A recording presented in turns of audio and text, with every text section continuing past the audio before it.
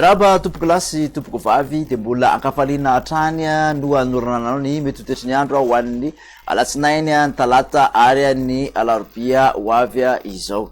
Ny andrafitra ny mety ho toetrany androntsika aloha zany amin'ny ankapobeny de tsisy fiovana firy raha am'tia herinandro ity satria dia amin'iny andrefana iny ihany no tsy maro toerana ny atmosfera zay mety hiteraka an'izay oram-baratra izay aty antsinanana manontolo kosa de mbola homaina amin'ny ankapobeny satria dia ny tsy ho drivotra avy any atsimo atsinanana tsy ho drivotra malefaka no andrafitra zay mety ho toetrany andro izay raha ny any Andranomasina kosa dia raha mikasika ny rivo-doza aloha ho anty herinandro miditra aty dia mbola tsy misy resaka amin'ny hojerentsika amin'ny tsipiriany ary zay toetrany andro izay raha maraina ho an'ny rapitso maraina de misy sisan'orona tandrivon-drahona ny morotsiraky ny amin'iny Diana sy ny faritra Sofia mahazo ny Mahajanga iny atoraka zany ihany koa aty amin'ny faritra Menabe somary mandrahondrahona ny ilana andrefany ampovoantany fa de ho maina any amin'ny faritra Sisa.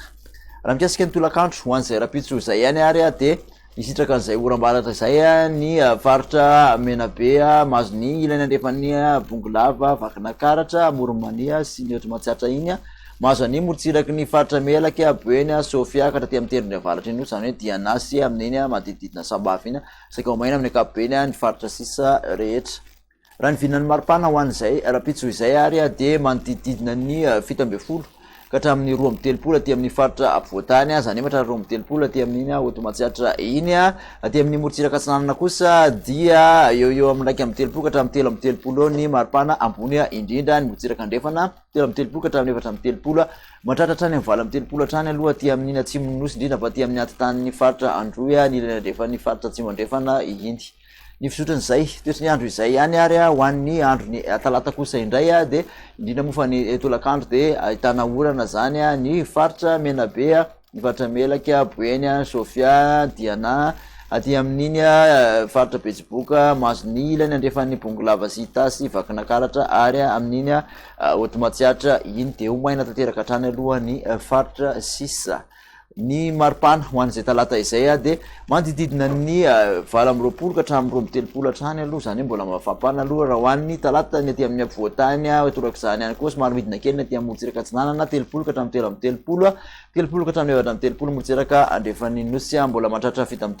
ny 7 ny any amin'iny Androa sy ny tapany atsimon'ny faritra atsimo andrefana iny. Ny amaranantsika azy kosa de ny toetrany andro ho an'ny alarobia saika ahitana izay orana tandrifon-drahona izay manerana ny nosy vokatry ny fidiran'ny rahona zay sisa navelan'ny Danilo amin'iny ilana atsinanan'ny nosy iny na izany ara de somary maina ihany ny morotsiraky ny faritra atsimo andrefana sy manodididina ny terindry avaratry ny nosy iny midina arak'izany ny maripana raha ho an'izay andro ny alarobia izay satria de eo amin'ny 9 sisa ny aty amin'ny ampovoantany 20 morotsiraka atsinanana 30 ka hatramin'ny 20 morotsiraka andrefana mana izany kosa de mbola misy 20 ny any amin'iny faritra Androa iny.